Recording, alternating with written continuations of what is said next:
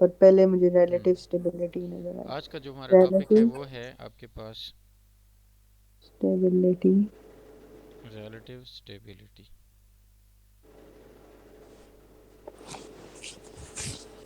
The word relative is indicating that some sort of reference और उस reference के accordingly ये चीज़ की स्टेबिलिटी क्या है।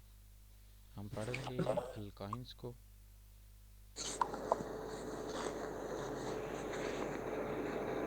इन केस ऑफ अल्काइंस बेटे, सबसे पहले आप को जो रिलेटिव स्टेबिलिटी है ना वो ये बताती है कि अगर आप अल्कीन्स वर्सेस अल्काइंस इन दोनों को अगर आप लेके चलें तो हम्म। उस टाइम पे आपके पास रिएक्टिविटी का ऑर्डर क्या रहता है, कौन ज़्यादा रिएक्टिव होता है। जो ज़्यादा रिएक्ट सर वो कंपैरिजन है वो जो आप कह रहे जी थे कि मैं करवाऊंगा। हाँ ओके। जी, जो ज़्यादा रिएक्टिव होंगे वो लेस स्टेबल होंगे। जो ज्यादा रिएक्टिव होंगे, हाँ हाँ बिल्कुल। बिल्कुल। यानी ये कंट्रेरी चीज़ें हैं ना। तो जी। जब हम इनकी डिटेल्स में जाते हैं तो हमें पता चलता है कि अल्कीन्स जो हैं ये मोर रिएक्टिव हैं। ठीक है, अल्कीन्स आर मोर रिएक्टिव। 10, ये लेस स्टेबल होंगे। ओके, मैं जरा इसको लिखती जाऊँ साथ में। अल्कीन्स और हमारे पास है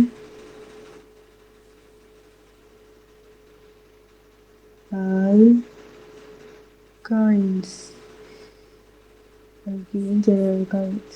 अच्छा, चीजें की है। जी बच्चे, तो इसमें अल्कीन्स जो हैं, सुन लें आप पहले तवज्जो से सुन लें साथ। अच्छा। बेटा वो कह रहा है कि अल्कीन्स जो हैं ये नंबर एक पॉइंट ये है कि ये मोर रिएक्टिव, नंबर टू क्या है, ये लेस स्टेबल है। बच्चे याद रहे कि अल्केन्स और अल्कीन्स और अल्काइंस का जो स्ट्रक्चर है हम उसको देखेंगे तो हमें इनका थोड़ा बहुत मज़ीद जो है वो समझने में आसानी हो जाएगी। हम्म। एक कार्बन आपके पास ये होता है, अल्काइन का कार्बन sp2 हाइब्रिड होता है। ये एक और अल्काइन का मॉलिक्यूल है, ये दोनों sp2 सॉरी sp होता है। sp और ये sp ओवरलैप कर रहे हैं आपस में, ये पहला अल्काइन का बॉन्ड बन गया। ये पहला अल्काइन का बॉन्ड बन गया। Okay, S P overlap. हाँ, ये भी एक sp ऑर्बिटल है, ये इधर भी sp है, इसके साथ हाइड्रोजन आ जाता है H। इधर भी हाइड्रोजन अगर H वाला हो तो ये दूसरा सिग्मा बॉन्ड बन गया इनका। मैं ये ओवरलैप करवाती हूँ इस तरह, और एक और बनाऊँ इस तरह, और एक ये यार उधर। नूर खामोशी से लिखा करो बच्चा, क्या साथ में लगे हुए हो बच्चों सर के मुझे साथ। ऐसा समझ नहीं आता। यार समझ तो लो ना, आप लिखते हैं ऐसे लगे होते हैं बच्चों की तरह, जैसे कच्ची पक्की के बच्चे लिखते हैं। सर क्या, आपके सर आज आजकल आप बहुत ही ना। मैं हाँ सही बात है, मैं अब नॉर्मल फिर रहा हूँ यार, मैं थक जाता हूँ। मैं स्क्रीन को देखते कि बटे एक तो ओके क्वेश्चन है हमारे पास कि why alkynes do not show the cis trans isomerism या ज्योमेट्रिकल आइसोमरिज्म। तो अभी हमने थोड़ी देर पहले इसका स्ट्रक्चर देखा था, जैसे मैंने जो ये वाला स्ट्रक्चर भी आपको ड्रॉ करके दिया है इस पे। हम्म। ठीक है, तो इसमें अगर आप बुक पे देखें ना तो पेज 106 पे आपको आंसर मिल रहा है कि first of all the two carbons with joining with the triple bond are sp hybrid in nature. ठीक है, हम्म। sp हाइब्रिड होने की वजह से उनका आपस में जो पहला बॉन्ड बनेगा सिग्मा वो बॉन्ड होगा और सिग्मा sp बॉन्ड sp होता होगा। हाँ, है। ओवरलैप से मजीद क्या होता है उसके टू अनहाइब्रिड रह जाते हैं, 2py और 2pz रह जाएंगे, राइट। हम्म। तो वो जो 2py और 2pz ऑर्बिटल अनहाइब्रिड रह जाते हैं उनकी वजह से फिर क्या होता है बच्चे, उनका आपस में ओवरलैप होता है। हम्म। हम्म। ठीक है, और वो फिर एक कम्पैक्ट सिलेंड्रिकल यानी कि सिमेट्रिकल पाई इलेक्ट्रॉनिक सिमेट्रिकल। क्लाउड बना लेता है। यस।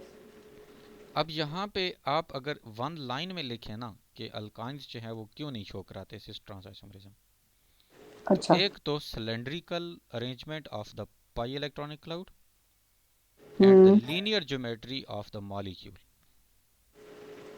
ओके। मॉलिक्यूल भी तो सीधा हो जाता है ना, यानी बिल्कुल सीधे सीधा तो एक फिर वो एक। ट्रांस इस तरह इधर उधर नहीं बना हाँ, सकता। बन ही नहीं सकता।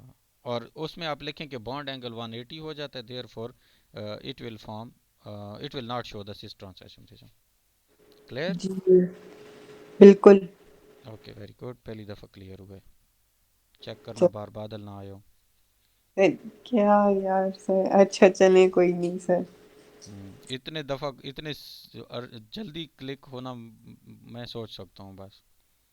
सर ये मजे की चीज है। मज़े अभी की जो इसलिए कि आपने फर्स्ट ईयर में मेहनत मारी हुई है। अच्छा, ये मेरा उस टाइम पे भेजा खाया हुआ था आपने, ये हैबिट सिस्टम पे। हाँ ये भी है कह सकते हैं। ओके, आगे चलते हैं जी, हम नेक्स्ट उस पे आ जाते हैं बेटा।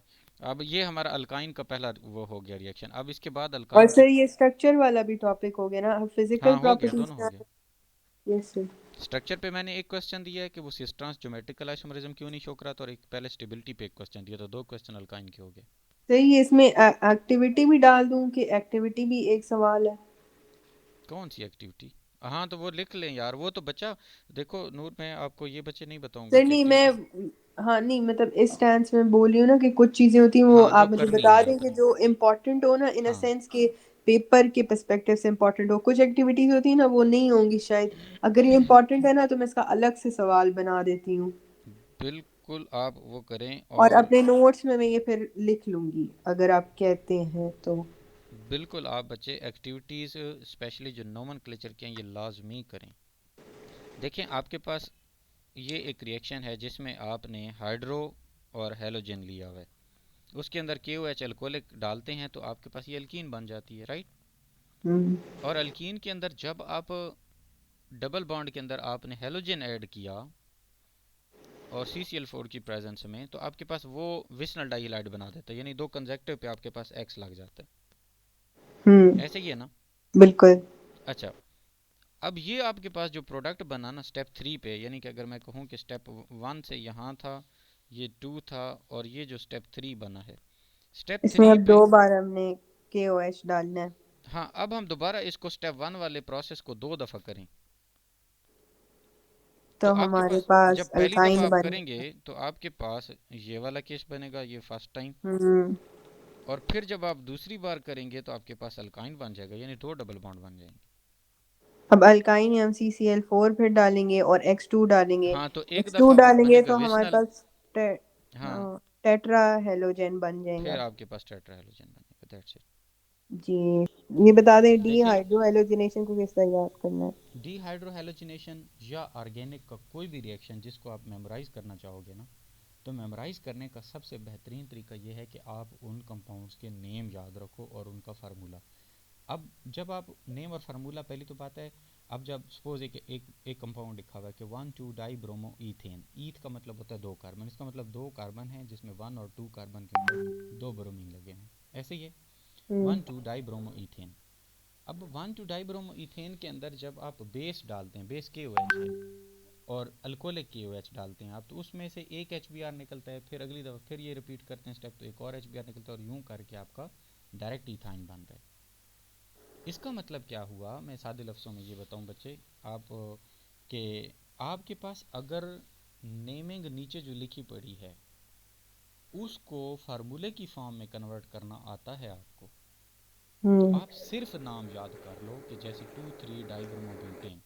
अब आपने ब्यूटेन बनाना है और 2 और 3 पे दो ब्रोमीन लगा देने हैं। फिर आप अल्कोहलिक क्यूएच डालेंगे तो वो जहाँ पे 2 और 3 पे ब्रोमीन लगा हुआ है वहीं पे वो ट्रिपल बॉन्ड बनेगा, तो 2 ब्यूटाइन बन जाएगा। Yes sir. बात समझ आ गई? बिल्कुल। अच्छा, इसके बाद नीचे एक पॉइंट लिखा हुआ है कि जेमिनल डाइहलाइड्स। बिल्कुल। अब जेमिनल डाइहलाइड ऐसे डाइहलाइड होते हैं बेटे, जब हमारे पास एक कार्बन पे हेलोजन है और साथ ही अटैच कार्बन पे हेलोजन था, तो हम उसको विस्नल डाइहलाइड कहते थे। हम्म। लेकिन अगर आपके पास जेमिनल डाइहाइड्स सर पड़े इसको हों, भी रिकॉर्ड करिएगा। जी कर रहे हैं, अगर आप जेमिनल डाइहाइड कौन से होते हैं, जिसमें एक ही कार्बन के ऊपर दो हैलोजन चिपके पड़े हों, जैसे one one dibromo propane. Yes. अब एक ही कार्बन के ऊपर है ना, दोनों पे, यानी कि दोनों के दोनों ब्रोमीन आपके वन वन है, यानी कि वन वन पोजीशन पे लगे। हाँ अब इस बिल्कुल बिल्कुल। यस, आगे अब ये इसके इसके अंदर वही चीज़ आपने डाली है जो अभी आप प्रोपेन वाले में डाल रहे थे, लिक्विड अमोनिया, और NaHC, हाँ हाँ हाँ, वो सारी। तो वो जेमिनल डाइहाइड्स आपके डायरेक्ट आपके पास क्या बना देते हैं, प्रोपाइन बनाते हैं, और साथ में वही प्रोडक्ट बनता है जो ऊपर बना था। यस। यहाँ पे एक छोटा सा फर्क है। सर यहाँ पे NH3 भी डला हुआ है ना? जी NH3 भी डला हुआ है यहाँ पे। यार, ऊपर भी उधर भी तो डला हुआ है ना NH3, देखें लिक्विड अमोनिया लिखा हाँ है मैंने ऊपर आपको। है, पर ये इधर इकट्ठे इन्होंने साथ नहीं, BR के साथ। उसका कोई फर्क नहीं पड़ता, उसका कोई इशू नहीं है। अब एक और चीज़ गौर करो ज़रा, 3 है। ऊपर वाले, सुनो, ऊपर वाले केस में सोडियम का डेरिवेटिव बन रहा था, सोडियम का अल्काइन डेरिवेटिव, मतलब हाँ सोडियम अटैच था अल्काइन के हाँ, साथ। और यहाँ पे CH अटैच है। यहाँ पे डायरेक्ट शॉर्टकट है आपके पास, समझ आ गई है? Yes sir.